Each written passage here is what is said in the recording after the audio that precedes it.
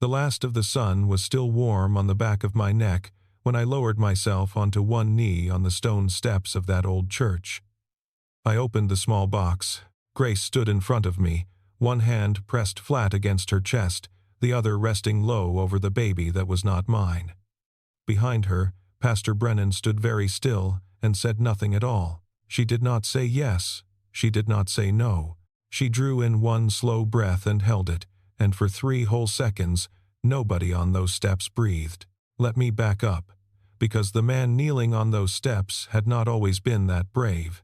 And this story does not really begin at a church. My name is Adam Whitaker. That autumn, I was 34 years old, and I taught woodshop to teenagers at Marietta High, in the same river town in Ohio where I had grown up. On the side, I built furniture for people, a dining table here, a run of bookshelves there, whatever brought in a little extra, and kept my hands busy through the weekends. I lived by myself in my parents' old house, on a narrow brick street a few blocks up from the Ohio River, the kind of street where the porches nearly touch and everyone knows whose truck belongs to whom. I had lived on that street almost my whole life, and for almost all of it the Hayes family had lived right next door. Walter Hayes was a cabinet maker before his hands got tired, and when I was a skinny teenager with too much time and not enough sense, he was the one who put a block of maple in front of me and taught me how to read the grain. He gave me my first real job, sanding drawer fronts in his garage for a few dollars an afternoon. Everything I knew about wood, about patience, about how a rough thing becomes a smooth one if you are only willing to stay with it, I learned from that man. I owed him more than I ever knew how to say, so the town knew me as Walter's kid, more or less, long after I stopped being a kid. It knew me as the teacher who stayed late, the neighbor who shoveled 2 walks instead of 1, the quiet guy at the end of the pew. What it did not talk about much, because people are kind that way, was the part of my life that had come apart, because I had been married once. Her name was Vanessa. We married when I was 25, and for a while I believed the whole ordinary dream was coming true. The house, the years, the family we would fill it with. I believed it enough that one winter I went out to the workshop behind my house and started building a cradle. I chose the wood the way Walter had taught me, slow and careful, matching the grain so the curves would flow. I sanded the spindles until they were soft as candle wax. I pictured a small weight inside it, and I could not stop smiling. That cradle never got finished. Somewhere in those years I learned that Vanessa did not want the life I was building. Not really. Not the town, not the quiet, and not the child I kept imagining. By the time I understood it, the marriage was already coming apart in my hands, the way green wood splits when you force it. We divorced when I was 31. There were no children. There was just me, and the house, and a half-built cradle standing in the corner of the shop under a canvas drop cloth. I never threw it out. I told myself a dozen practical reasons. The maple was expensive. I might finish it for someone else someday. It was bad luck to waste good work.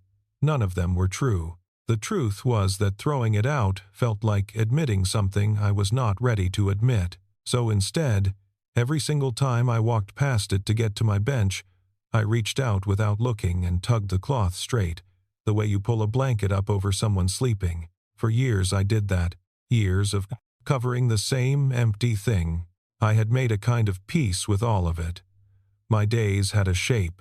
School in the morning, sawdust falling like slow snow through the light of the shop windows in the afternoon, the smell of linseed oil on my hands, the clean hiss of a hand plane pulling a curl of wood off a board, supper alone, the porch light on out of habit, more than hope.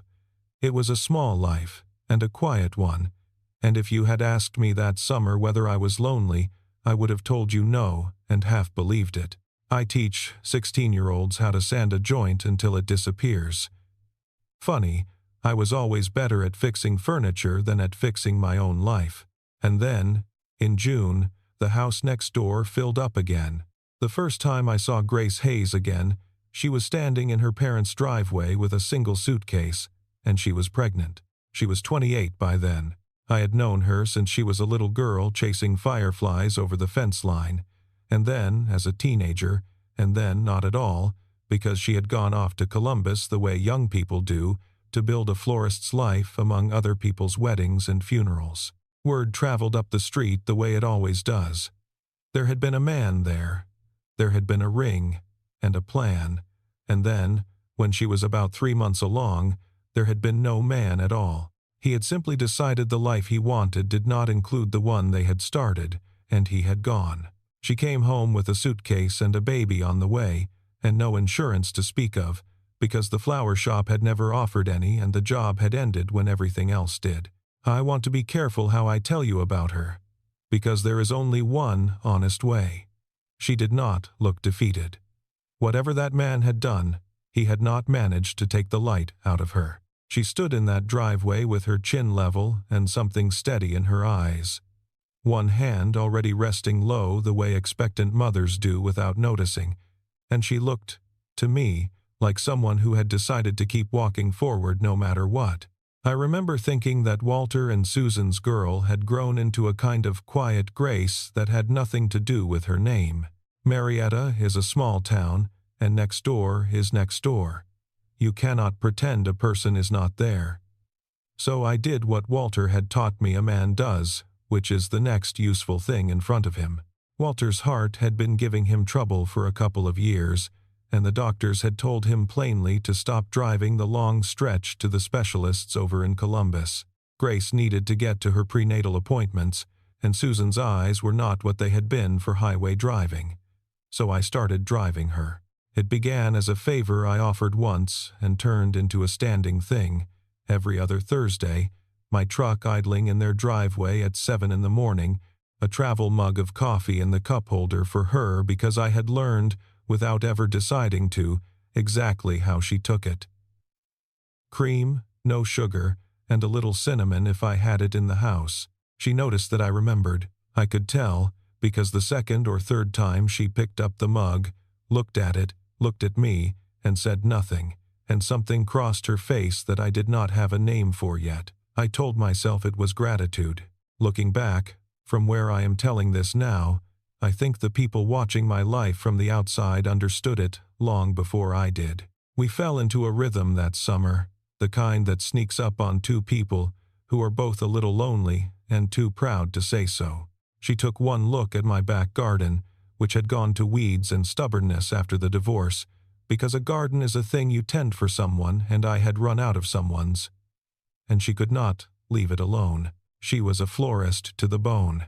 Within a week, she was out there in the cool of the evening on her knees in my dirt, coaxing it back to life, and by August there were white mums coming up along the fence where there had been nothing but crabgrass for 2 years. In return, I fixed the things that fell apart in the Hayes house, because an old house is always coming apart somewhere. The whole yard smelled of wet earth after the evening watering, and she would hum while she worked, low and tuneless, the same way I hummed at the bench, though neither of us ever pointed it out. She started leaving a plate of supper on my porch on the nights I worked late, and cutting a few of those white mums to set in a jar on my kitchen windowsill without a word about it. I started leaving the porch light on for real, and not out of habit. There were small tells everywhere, if I had been the kind of man who read them. She remembered things about me she had no reason to remember. The way I drank my coffee, yes, but also that I hummed when I sanded, that I always took the long way home past the river, that I hated the sound of a squeaky hinge more than any reasonable person should. She would look at me a beat too long across the fence and then look away. I told myself, firmly, that we were neighbors, just neighbors. I said it to myself so often that summer that I should have wondered who I was arguing with. The clearest sign came from Susan, and she did not even mean to give it.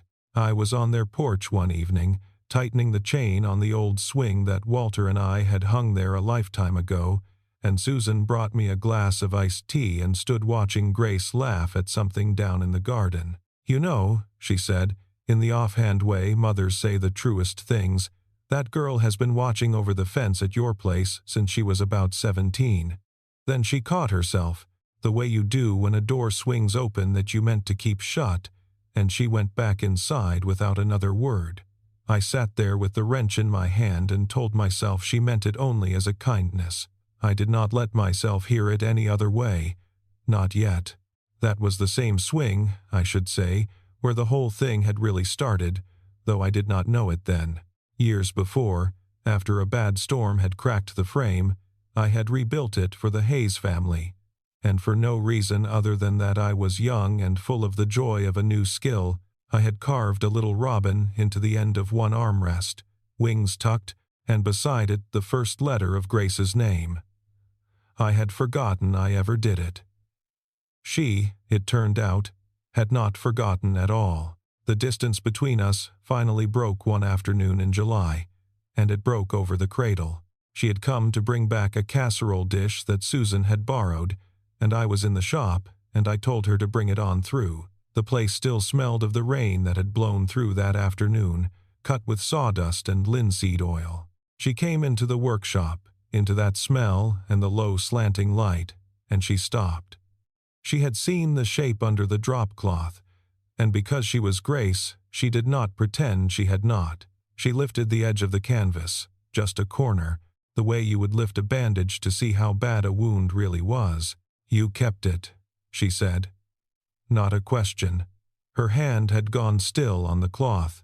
"Didn't know how to finish it," I said. "Didn't know how to throw it out, either." She stood there for a long moment with her hand resting on that unfinished wood, and then she looked down at herself, at the child she was carrying, and back at the cradle, and I watched the whole shape of the summer rearrange itself in the air between us. Neither of us said the obvious thing. We did not have to. Something that had been carefully closed came open in that dusty room, quietly, the way a door does when the latch finally gives, and after that afternoon, I stopped being able to lie to myself quite so easily. I can still hear the old swing creaking under us on those evenings, that slow, rusty rhythm, and I can still see the shape of her at the far end of the garden in the last of the light. Little things, the kind you only add up much later. But there were the bills. I had seen them. A small white drift of them on the Hayes kitchen table, the ones a hospital sends when there is no insurance behind them. And there was Walter's heart, ticking along too fast and too tired in the next room. And there was a child coming, whether the world was ready or not. I am not a rich man. A teacher's salary and a few furniture jobs do not leave much room at the end of the month. But I had one thing that summer that Grace did not, and it took me a shamefully long time to see how simple the answer was. I had health insurance. Good insurance, the kind a school district gives you, the kind that covers a spouse and a spouse's delivery and the first breaths of a newborn baby. Grace had none, and the bills on that kitchen table were only going to get taller, and there was one perfectly legal, perfectly ordinary way to fix it. If she were my wife, she would be covered. All of it. The appointments, the hospital, the delivery, the baby. All of it would simply be handled. So, one evening in August, I sat across from her at that same kitchen table, with Walter dozing in his chair and Susan pretending very hard to be busy at the sink, and I said it out loud. I told her it did not have to mean anything she did not want it to mean. I told her it was a practical thing, an arrangement, a way to get her and the baby safely to the other side of this. She would have the coverage and a solid roof, and Walter could stop lying awake worrying about how his girl would manage. Nothing more than that, I said. Just paperwork, just a deal. She was quiet for a long time. Then she said yes, in a voice so careful it should have told me something. I thought she was being practical, the way I was being practical. I did not understand. That night, that she had reasons under her reasons, that the true thing she was saying yes to was not the one written on any form. She used a real reason to hide another real one, and both of them were true, and I was too busy being sensible to notice. We decided we would keep it small. A quick ceremony, no fuss, just enough to make it real on paper. And so, in September, we drove down to the old stone church on 4th Street to talk to Pastor Brennan, who had baptized half the town and married the other half, about doing the thing quietly some weekday afternoon. That is where the story circles back to those steps. Because I had told her it would mean nothing, and I had told myself the same, and then somewhere between the truck and the church door I stopped being able to keep the promise. I had a ring in my pocket, not a paperwork ring, a real one, a small, honest thing I had bought with furniture money, because a woman marrying a man ought to have a ring even if the marriage is only supposed to be an arrangement, and because, if I am telling the whole truth now, it had already stopped being only that for me, somewhere back in that dusty workshop, and I had not admitted it yet. So, on the steps of that church, in the last gold light of the afternoon, with the stone still warm under my knee from a whole day of sun and a bell tolling somewhere across town, I went down on one knee, which we had agreed I would not do, and I opened the box, which we had agreed did not exist. And Grace pressed one hand flat against her chest and laid the other low over the baby. And she pulled in a breath and forgot to let it out, and Pastor Brennan stood in the doorway and had the grace to say nothing. It broke every term of our sensible little deal, and I would not take it back for anything. I thought that was the hard part behind us. I was wrong. The hard part was already driving back into town. Her name, of course, was Vanessa. I do not fully know what brought her back to Marietta that autumn. Whatever life she had left me for had come apart out there, the way things do, and I think she had simply assumed she could drift back home and find everything the way she had abandoned it, including me. Instead, she found me shoveling the Hayes Walk and driving their daughter to the doctor and buying a ring. She found me happy, or close to it, and something in her could not leave that alone. She had left me over a cradle I built for a baby she never wanted. Now she wanted to burn down the one thing standing between Grace and a hospital bill. It did not take her long to work out what the marriage really was on paper. In a town this size, nothing stays private for long, and a careless word from Walter about the insurance paperwork, overheard in the wrong place, was all it took. She came to find me at the school, which was its own kind of message. I still remember the sound of her heels on the classroom floor after the last bell, and the sharp, bright smell of her perfume filling up a hallway that usually smelled like cedar and pencil shavings. She leaned in the doorway of my shop like she still had a right to. A teacher marrying a pregnant girl for insurance, she said, turning the words over slowly, enjoying them. The district would love that story. There it was. She had found the true thing and sharpened it into a weapon. She spelled it out for me without ever raising her voice. A few days later, an email landed from the district office. Ordinary. A routine question about a benefits form. Nothing at all on its face. And yet my stomach dropped when I saw the sender, because I understood now how easily an ordinary thing could be turned into a knife. She could make a phone call. She could use words like sham marriage and fraud, words that do not have to be proven to do their damage, only spoken in the right office. And what would happen then? An inquiry, a cloud over my name in a district that does not love clouds. My job, maybe, and my job was the insurance, and the insurance was the whole reason any of this existed. Pull that one thread, and the entire thing I had built to protect Grace and her baby would come apart in my hands. And there was worse, and she knew it, because she had always known exactly where the soft places were. She could go to Walter. She could sit that proud, sick old man down and tell him the marriage keeping his daughter safe was a lie, a business deal, a fraud, and I did not know if his heart could take it. That was the threat under all the others. Do what I want, she was saying, or I tell the truth in the way most likely to break the people you love. What she wanted shifted depending on the day. Sometimes it was that I come back to her. Sometimes it was the house. Sometimes I think she only wanted to watch me squirm. It did not really matter which. I stood there in my own workshop with my hand gripping the edge of the bench hard enough to feel the grain bite into my palm, and I understood that she had me exactly where she wanted me. Every road out seemed to run straight through somebody I could not stand to hurt. For a few long days, I could not see a single way through that did not cost Grace, or Walter, or the baby. Everything. What broke it open was Grace, and it happened on the porch. on that old swing. I had gone over to tell her, because she deserved to hear it from me, that Vanessa was back, that she knew, that she was threatening to pull the whole thing down. I sat on the swing beside her, and I put my hand out along the armrest the way I always did, and my fingers found the carved robin without my eyes, the way they had 1,000 times. I felt the little tucked wings under my thumb, and I could not find the words to tell her I might not be able to keep her safe after all.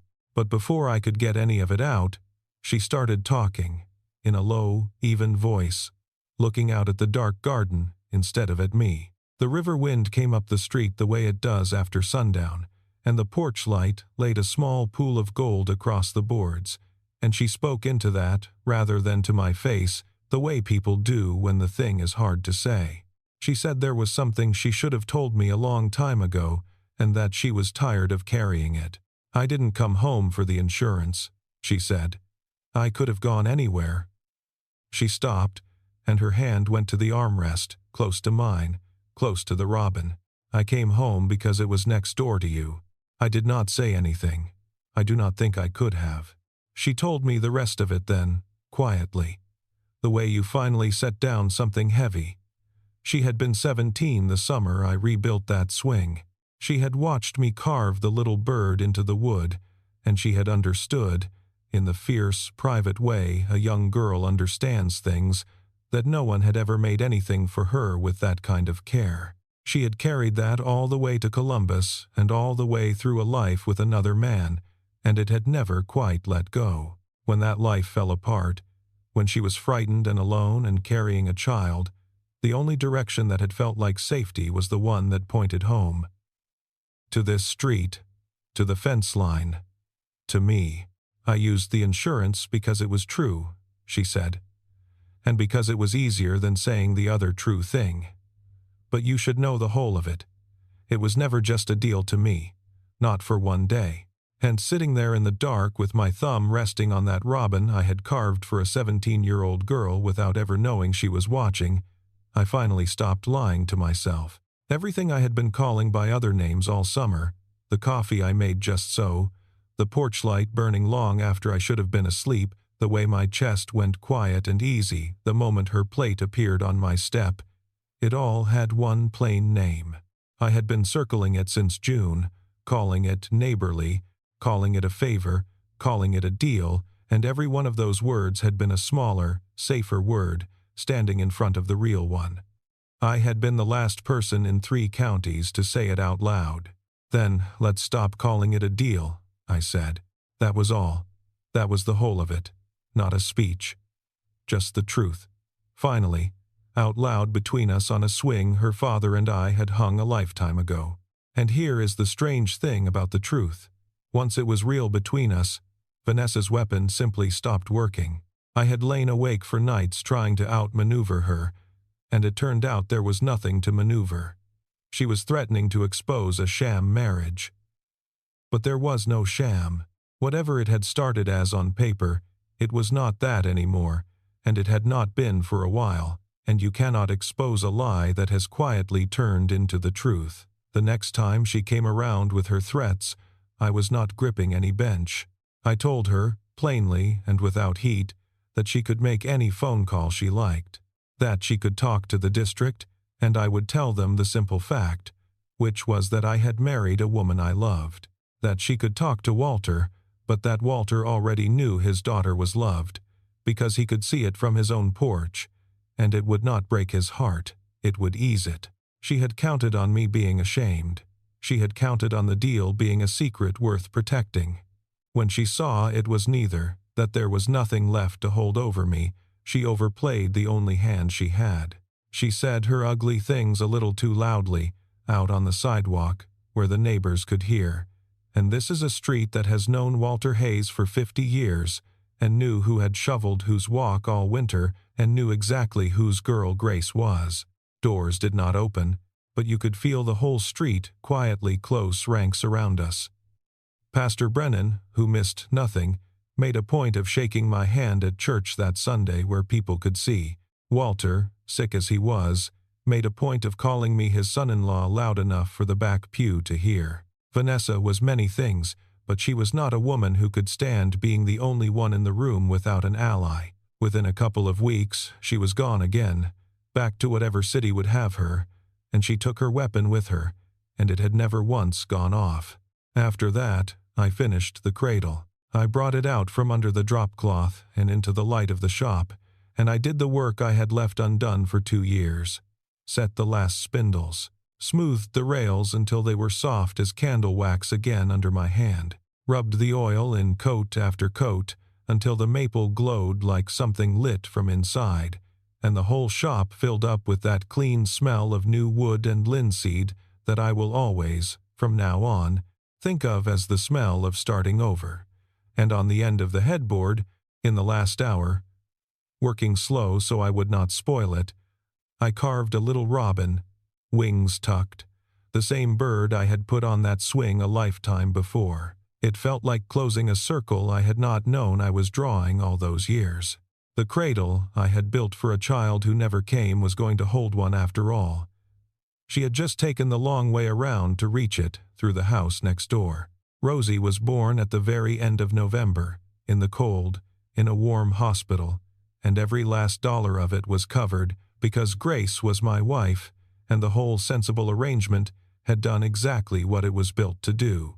She came out small and furious and perfect, with a full head of dark hair and a set of lungs that told the whole ward she had arrived. They put her in my arms before I was ready, and I was not ready, and it did not matter at all. We brought her home and laid her in the cradle, and she fitted the way water fits a cup. I stood over it in the middle of that first night, in a house that was suddenly full instead of empty, listening to Grace humming some old, low lullaby 2 rooms away, and to the tiny working sound of a newborn breathing. I looked at the little robin I had carved, and then at the small sleeping weight I had imagined into that wood years ago, and finally set into it for real, and I could not have told you where the old grief had gone. It had not so much healed as been quietly, gently replaced. Walter got to hold her. That mattered to me more than almost anything. His heart was frail by then, and he moved slow and careful, and Susan hovered close by with her hands half raised the way you do near something precious. But he sat in his chair by the window, with his granddaughter tucked against his chest, this man who had taught me how to make a straight cut when I was 14, and he looked down at her for a long, long while, and then he looked up at me, and neither of us needed to say a single word. He had wanted, more than anything, to see his girl safe before his time ran out. He got to. Whatever else I did with my life, I gave him that, and I will always be grateful I was in a position to. I would love to tell you the first months were graceful. They were not. They were 3 in the morning, and a wide-awake baby and 2 grown adults standing over a cradle in our socks, whispering fierce, useless advice at each other, jiggling and shushing and getting it wrong. The first night Rosie truly would not settle. Grace and I passed her back and forth like a hot dish neither of us could hold, until we caught each other's eyes over the top of that small, furious head, and just started laughing, helpless and quiet so we would not stir her up more. That was the night I understood we were going to be all right, not because we knew what we were doing, because we did not, and we were doing it together anyway. There is a particular tiredness to a house with a new baby in it, milk and warm blankets and never quite enough sleep, and I found that I loved even that, loved being needed at 3 in the morning by 2 people, instead of rattling around a quiet house needed by no one. I had forgotten a home could sound like that. Full, awake, alive. There was a moment, somewhere in there, when I called myself her dad out loud for the first time. I did not plan it. I was carrying her down the hall in the dark, and I said something like, "Come on, Dad's got you," the way you talk to a baby without thinking, and then I stopped in the hallway because the word had come out of me on its own. Dad. It had never once belonged to me. And then it did. I stood there in the dark holding my daughter and let the sighs of that settle over me. And then, the way life does when you finally stop bracing against it, time simply began to move. Winter softened into spring. The white mums came back along the fence, and Grace put in more beside them, foxglove and black-eyed Susans, and a climbing rose that took over the whole south side of the shop by June. Rosie learned to sit up, and then to grab, and then to laugh, that outrageous full-body baby laugh that stops a grown man cold in a doorway. The arrangement we had signed for practical reasons quietly became the least practical, most real thing in my life, without either of us ever announcing the change. It did not happen in one big moment. It happened in 10,000 small ones. A hand found in the dark, a coffee made just so, cream and cinnamon, set down without a word. The two of us, on that old swing in the evenings with a baby between us, my thumb resting on the carved robin, Grace's shoulder against mine, the river wind coming up the street, and the porch light gold over all of it. By the following autumn, one full turn of the seasons from those church steps, it was simply ours. The house was ours, and the garden, and the swing, and the quiet. In the late afternoons, the autumn light would come slanting through the curtains and lay itself across the floor in long gold bars, and Rosie would sit in it batting at the dust, and I would watch the two of them from the doorway with my coat still on, and think that no arrangement, no piece of paper, had ever built anything like this. I would come home from teaching and there would be lights on in windows that had been dark for years, and a pair of small shoes tumbled by the door, and the smell of supper, and I would stand out on the walk for a second just to take it in, the way I once used to stand there taking in the emptiness. Same porch, same man, completely different life. I am telling you all of this from the far side of it now, from a porch in Marietta on a cool autumn evening, with a little girl asleep upstairs in a cradle with a robin carved on the end. I know the whole truth now, the way you only ever know it looking backward. I proposed a deal. I sat at a kitchen table and offered a frightened woman a piece of paper and called it practical, called it nothing more than an arrangement, and I honestly believed that was all it was. I was wrong in the best way a man can be wrong. What I called a deal turned out to be the truest thing I have ever done, and the reason she gave me was true, and the reason underneath it was truer still, and somehow both of them were real at the same time. That is the part I keep turning over. Sometimes the honest thing and the hidden thing are the same thing, and you only have to live long enough to find out. I proposed a deal to save her. It turns out she had been saving a place for me since she was 17. I was just the last one to know. So let me leave you with 2 questions tonight, and I mean them both. Do you think a marriage that starts as an arrangement can end up more honest than the ones that start with fireworks and vows?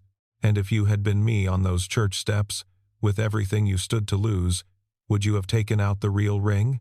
If any part of this story reached you, do me a small kindness. Give it a like, subscribe to the channel, and leave a comment with your own story. I read them, and I would love to know what you would have done.